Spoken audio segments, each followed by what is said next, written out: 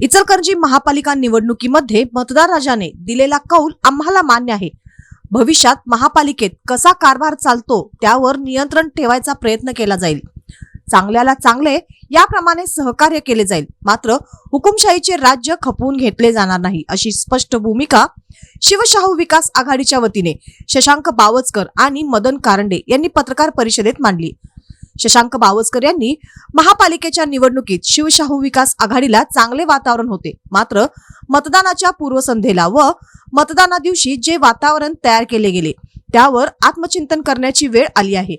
प्रभाग 9, 12 आणि 15 मधील सर्वच जागा शिवशाहू विकास आघाडीला मिळतील असे वाटत होते, मात्र त्या ठिकाणी पिछेहाट झाल्याने आघाडीला 17 जागांवर समाधान मानावे लागले असे सांगितले. भाजपचे ज्येष्ठ नेते चंद्रकांतदादा पाटील यांनी कमिशन संदर्भात केलेले वक्तव्य कितपत अंमलात आणतात याबाबत आपल्याला शंका वाटत असल्याचा टोलाही त्यांनी लगावला. नगरसेवक मदन कारंडे यांनी आम्ही मूलभूत प्रश्नांवर लढलो, तेव्हा भविष्यात शहराचा पाणी प्रश्न सोडवण्यासाठी महायुती कोणती भूमिका घेते हे पाहायचे आहे.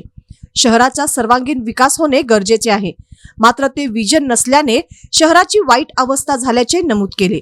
भविष्यात चुकीला चूक आणि बरोबरला बरोबर म्हणण्याची भूमिका घेणार असल्याचे त्यांनी सांगितले. यावेळी राहुल खंजिरे, प्रकाश मोरबाळे, सदा मलाबादे, बाबासो कोतवाल आदी उपस्थित होते.